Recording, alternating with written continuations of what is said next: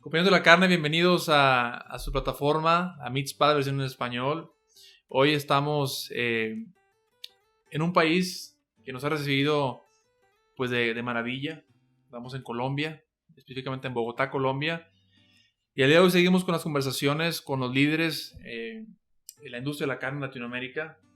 Hoy me honra mucho estar con el profesor Gregorio Piñeros. ¿Cómo se encuentra el día de hoy? Muy bien, muy contento de estar aquí con ustedes. Gracias por la invitación. No, el placer y estar aquí, la verdad, me da mucho gusto. Tenemos, pues tratando de tropicalizar un poco el tema de la carne, que ya tuvimos un poco de episodios hablando de la importancia de, bueno, sí, conectar a la industria con la academia. Usted, bueno, está en esa parte, pues experto en el área de carnes, pero también es importante tocar el tema del consumidor, ¿no? Porque, pues al final de cuentas, el consumidor es el que, pues, consume la carne. Y bueno, el día de hoy nos vamos a enfocar pues en un tema que ha sido controversial o que es un tema muy importante, que es la calidad de la grasa en cerdo. Pero yo creo que antes de comenzar me gustaría no sé, empezar a platicar un poquito con usted. Me ha comentado que estuvo en México, lo adoptamos por unos meses, me parece. Platíquenos de usted, cómo inició esta carrera. Bueno, yo soy zootecnista, egresado a la Universidad Nacional en Bogotá. Al finalizar mis estudios tuve la oportunidad y para mí es muy grato que está al lado mío el profesor Guillermo Quiroga, que va a intervenir adelante, quien fue el que me dio la oportunidad de entrar a trabajar en una planta de beneficio que tenía en la universidad. Allá hice mis pinitos, 3 años y medio, y luego tuve la oportunidad de aplicar a un concurso para la Facultad de Medicina Veterinaria y de Zootecnia de la sede de Bogotá de la Universidad Nacional, donde ya completo 34 años como docente. En el actual momento trabajo en el área de tecnología de carnes y pescados y los temas relacionados con ella, donde abordamos temas de salud pública, abordamos temas de orden productivo y también la parte de ciencia de la carne y la tecnología de las carnes. En ese trayecto pues hemos tenido oportunidad de primero recibir una formación adicional, y es que en el año 2000 finalicé unos estudios de maestría en educación.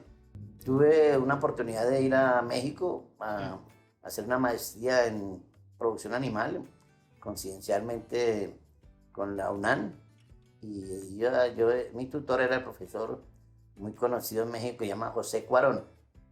Desafortunadamente tuve algunos inconvenientes de salud y tuve que regresar al país. Sin embargo, fue una excelente oportunidad.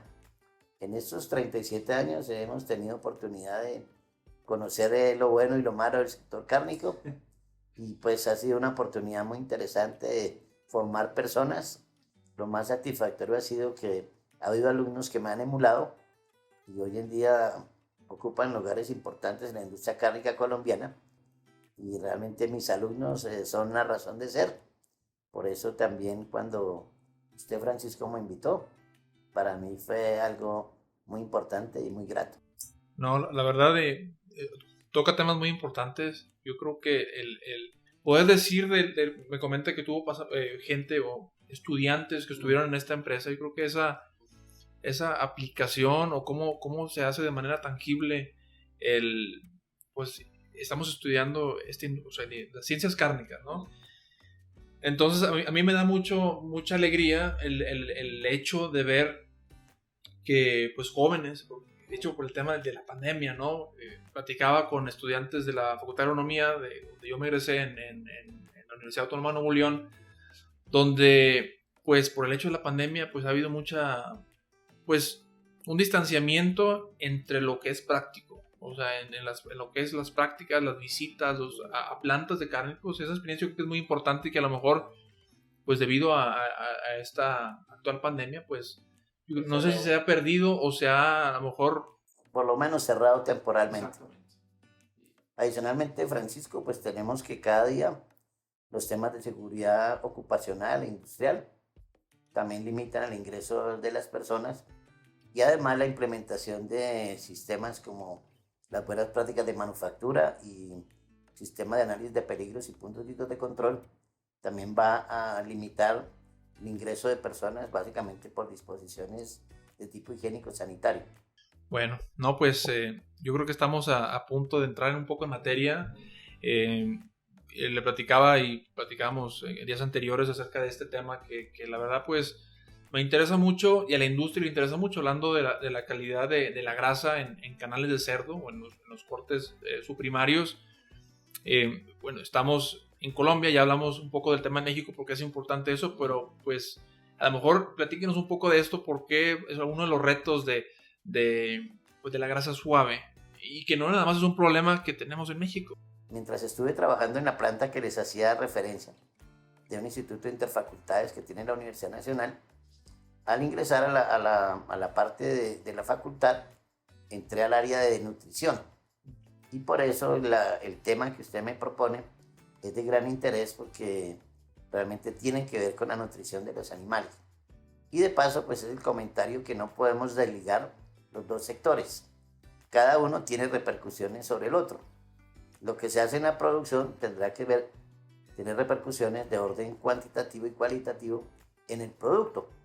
De ahí que cuando vamos a atender al consumidor, como lo decía Francisco hace un tiempo, realmente tenemos que atender las exigencias de ese consumidor y muchas veces esas exigencias deben ser resueltas en el plano de la producción, porque ya en la parte de transformación y la parte tecnológica es muy difícil de hacer cosas que ya no tienen remedio. En el caso de la grasa porcina, pues primero vale la pena diferenciar que en el porcino encontramos 4 tipos de grasa. Tenemos la grasa de cobertura o grasa dorsal, que como su nombre lo indica está debajo de la piel y básicamente es una grasa que tiene una tendencia a tener un mayor grado proporcionalmente con respecto a los otros tipos de grasas, de un grado de saturación mayor. Cuando hablamos de grado de saturación, básicamente estamos haciendo relación a los enlaces. Entonces realmente en estas grasas, que son grasas que tienen una tendencia a tener un mayor grado de saturación, pues vamos a encontrar que ese grado de saturación va a estar relacionado en primer lugar con la temperatura de fusión de la grasa, lo cual va a soportar temperaturas de proceso mayores. Y son tipos de grasas que normalmente van a la formulación de productos donde interesa que la grasa permanezca estable y se relacione su cobertura con las proteínas para tener una buena emulsificación.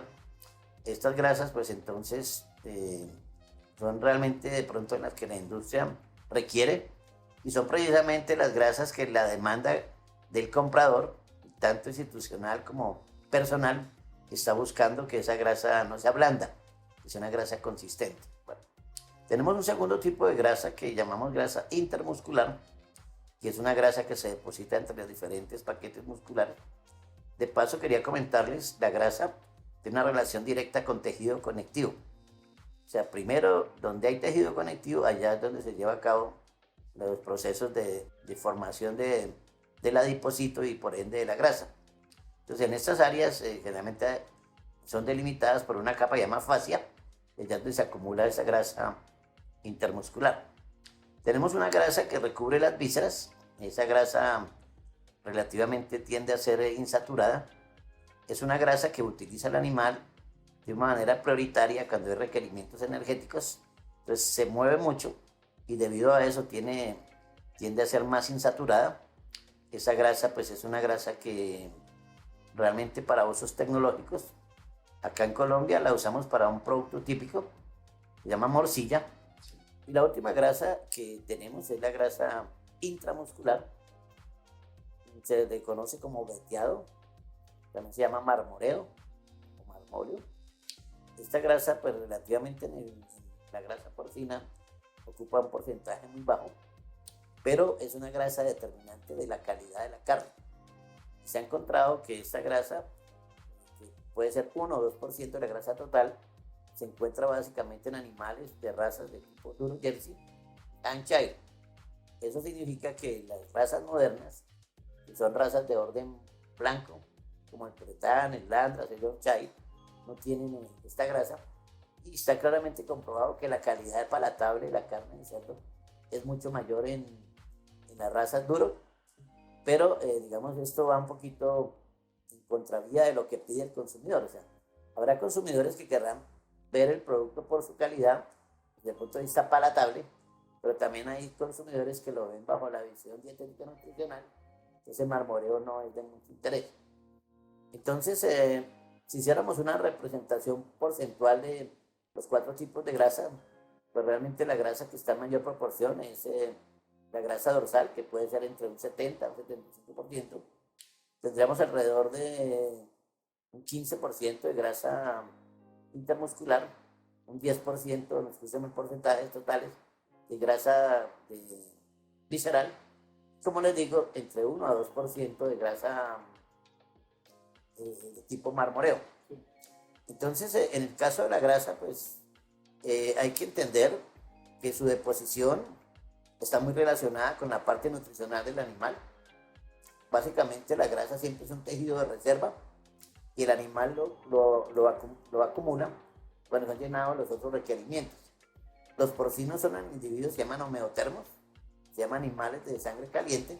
Entonces la primera utilización de los componentes de la dieta irá en lo que llamamos metabolismo basal, donde se tienen en cuenta aspectos como el funcionamiento de sistemas y el control de la temperatura corporal. Luego aparece un requerimiento que va hacia el hueso, luego aparece el requerimiento muscular y el último tejido que se deposita la grasa. Es más, en la casa de la porcicultura, uno de los elementos importantes es tratar de reducir al máximo la grasa. En el cerdo, que cuando yo estudié, ya hace bastantes años, esperaba uno tener en una canal, no sé si entiendan el concepto de canal. Yo digo, hemos platicado un poco de, bueno, no, sí hemos hablado de canal y media canal, carcasa. La canal o carcasa, pues entonces tenemos que, se esperaba una canal con 20% de hueso, 40% de grasa y 40% de músculo. Hoy nos hemos ido hacia unas líneas genéticas, porque ya no hablamos de razas. Tú sabes que ya el concepto de raza ha pasado a un plano secundario y ya se cruzan razas, en las cuales llamamos líneas. Entonces en esas líneas ya uno está esperando que el contenido de magro se vaya hacia el 60% y el de grasa solo a 20%. Eso pues lleva con eso que van a aparecer algunas necesidades específicas, porque ese tipo de grasa ya va a ser más importante a la hora de determinación de calidad. Entonces lo primero es eso, que entender que la grasa siempre es un tejido de reserva. También cuando hay un desbalance de la dieta, el animal empieza a acumular más grasa. Acá en Colombia era una práctica, ya está prohibida, pero sin embargo funciona clandestinamente, que es utilizar los residuos de alimentos de los restaurantes, que la llamamos acá lavaza. Pues cuando tú haces una dieta donde está la lavaza, pues eso es una mezcla que lo que tiene son elementos energéticos. Entonces ahí no hay una adecuada relación energía-proteína, entonces los animales tienden a engrasar. También tenemos otra cosa, que hay condiciones genéticas. Hay razas que tienden a un mayor engrasamiento. Influye también la condición sexual, porque a nivel hormonal, los estrógenos, que son las hormonas de características del género femenino, tienden a depositar más grasa. Entonces estas son variables que de pronto hay que tener en cuenta. Y generalmente la grasa también se va acumulando a través del tiempo. Entonces ese es otro factor que tenemos que tener en cuenta, de que el contenido de grasa pues está influenciado por algunas variables.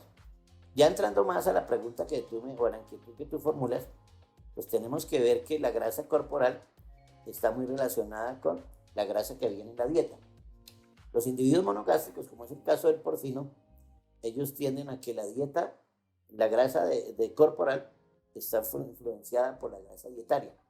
Entonces, en la medida que nosotros estemos utilizando fuentes de grasas insaturadas, la grasa del porcino también será insaturada. Y tengan en cuenta que insaturación está determinando la consistencia de la grasa. En el caso de los rumiantes ocurre una situación algo diferencial. El rumiante puede consumir grasas insaturadas, pero esas grasas al llegar a un compartimento rumen retículo, allá hay unas condiciones reductoras y esas grasas se hidrogenan. Es decir, llenamos los dobles enlaces. Entonces por eso las grasas de los rumiantes tienden a ser más saturadas y más estables con respecto a los... En el caso de los porcinos, pues existen algunas fuentes que promueven esas grasas insaturadas y ese gasto, por ejemplo, el uso de tortas. Llamamos tortas al producto de tratamiento térmico de las plantas oleaginosas. Y en esos quedan algunos residuos grasos porque nunca hay un 300%. Entonces, cuando estamos suministrando tortas de oleaginosas, estas son más ricas en ácidos grasos insaturados y tienden a darnos grasas relativamente más blandas. Entonces, allí hay un elemento que habría que considerarse como tal.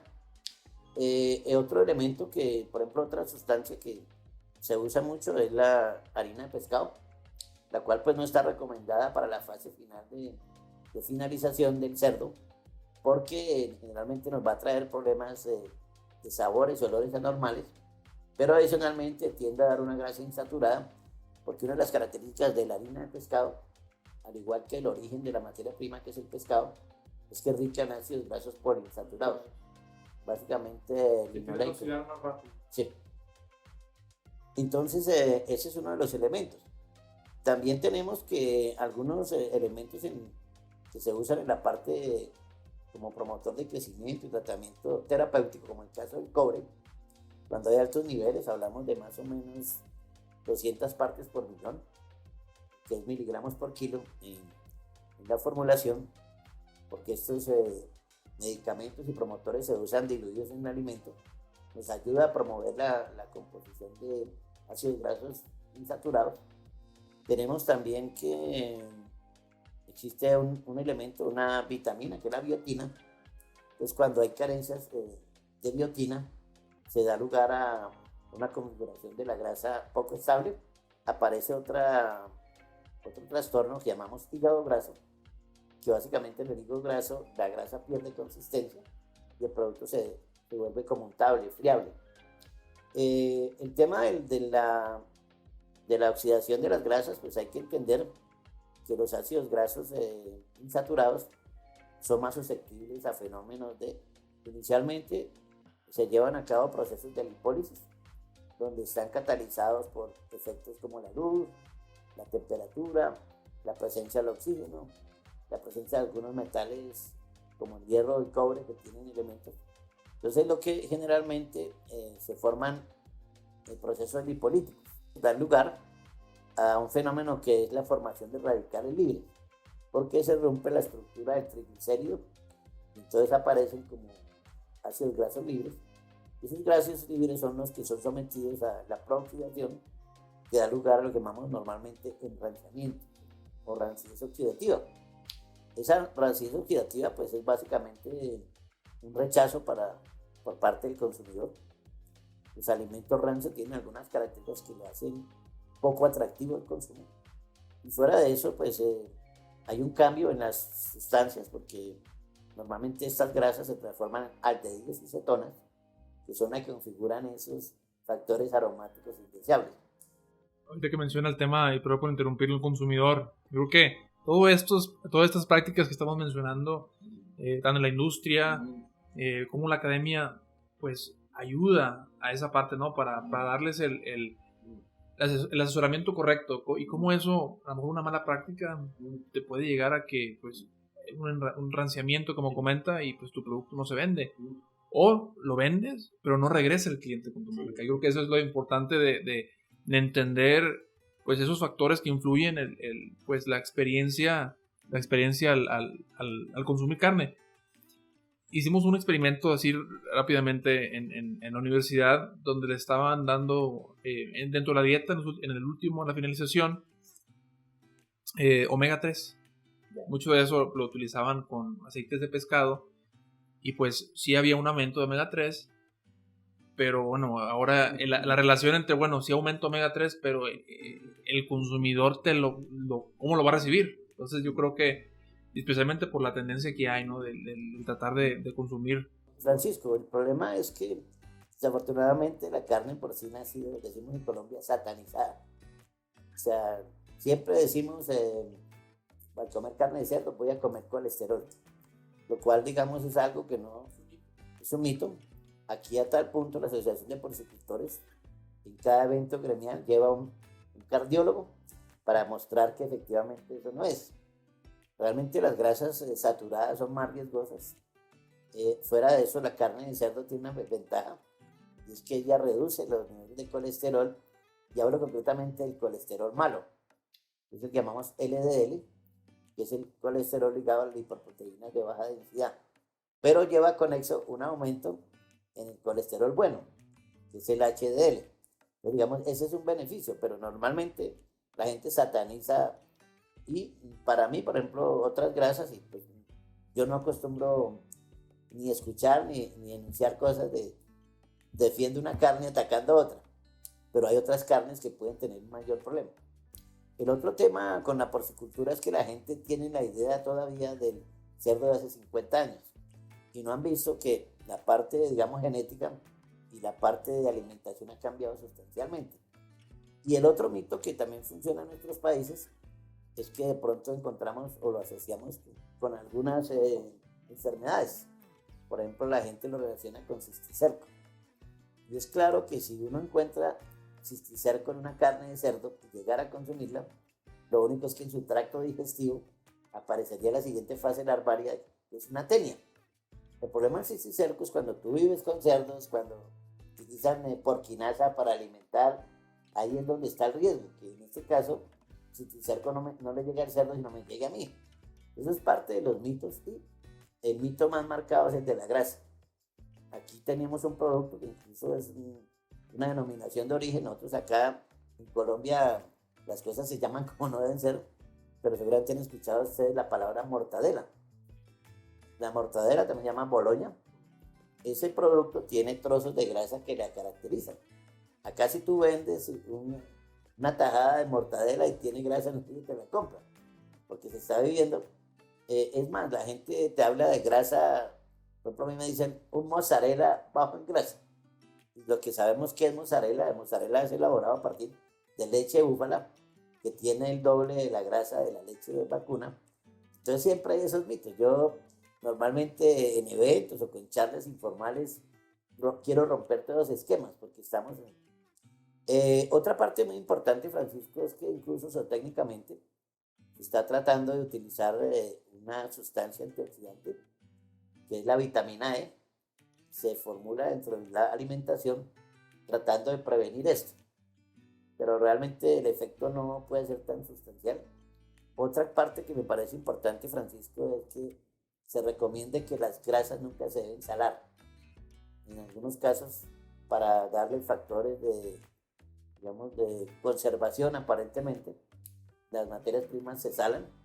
Todos sabemos que la sal tiene un efecto higroscópico, pero como les comentaba, dentro de la sal hay impurezas. Entonces una sal, una carne salada, prooxidantes.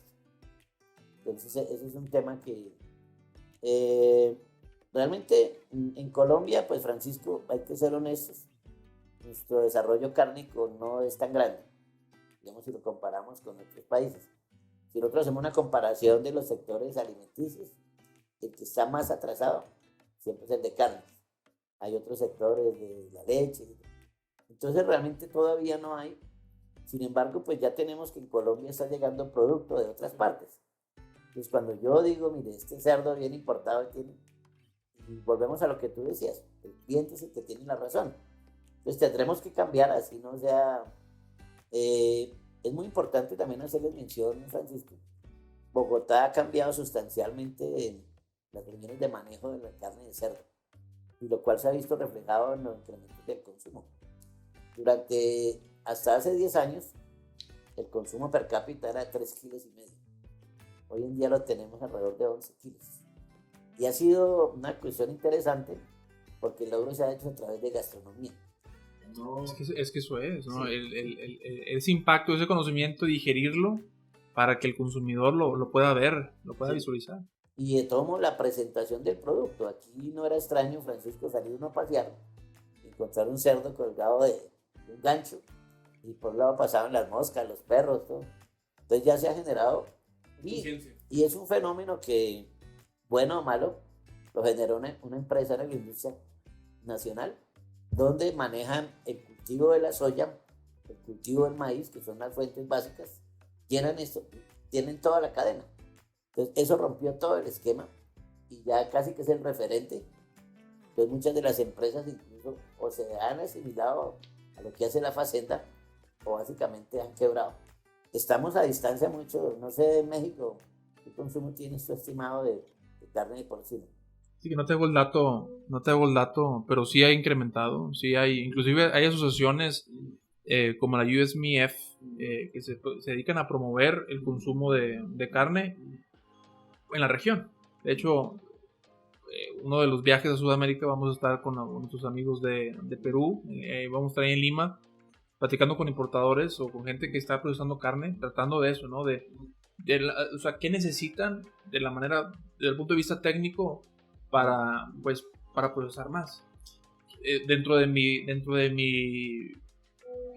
los viajes que llevo en Colombia, pues veo que gente, por ejemplo, una cosa muy sencilla que es la inyección. A lo mejor en cerdo, mucho del cerdo de Estados Unidos pues, se inyecta el 6, el 7%. Y la calidad sigue siendo buena. Siempre y cuando informes 7, 8% y se comercializa bien. No hay, o sea, no hay desinformación de a lo mejor inyectar el 30, 40, 50% y no informarlo, ¿no? Hay una diferencia enorme de eso, pero que a lo mejor concientizando de que, bueno, no hay que satanizar tampoco la inyección. Aquí en Colombia arrancó con el pollo, aquí lo llamamos marinado, y ya va a entrar a otros sectores. Realmente el tema, tampoco tenemos algo regulatorio que nos permita.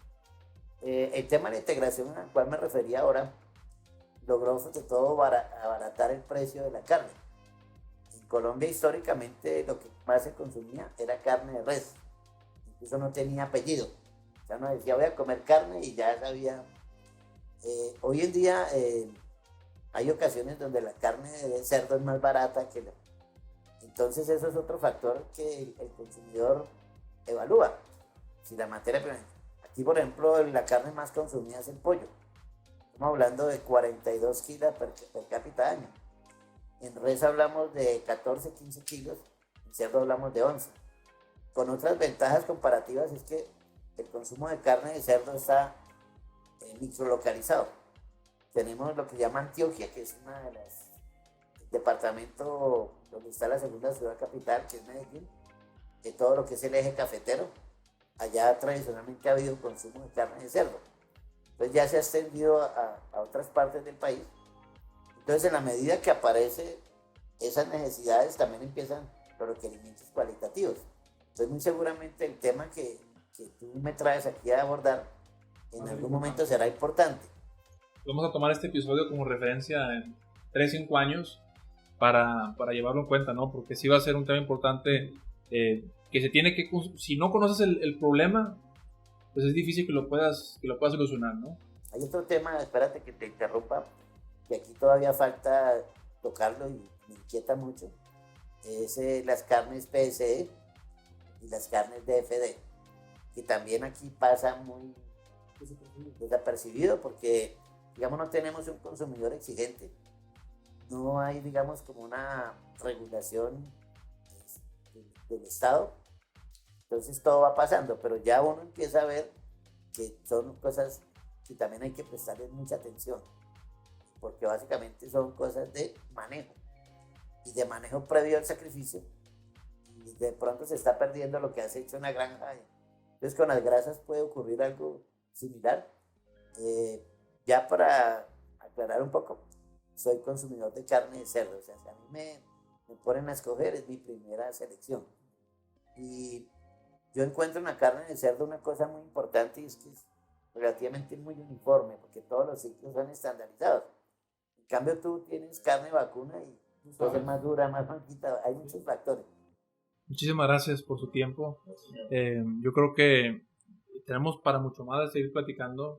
Definitivamente me gustaría estar de regreso, hacer más cosas, más temas. Tocamos el tema del PSE, DFD, que puede ser un capítulo entero. Pero muchísimas gracias por el tiempo de recibirnos ahorita en Monserrate y estamos... No, gracias Francisco, para mí, como se darán cuenta, es algo que me gusta y pues Dios me dio una ventaja y es que me sé comunicar y estoy en el mundo que me gusta. Gracias a ustedes.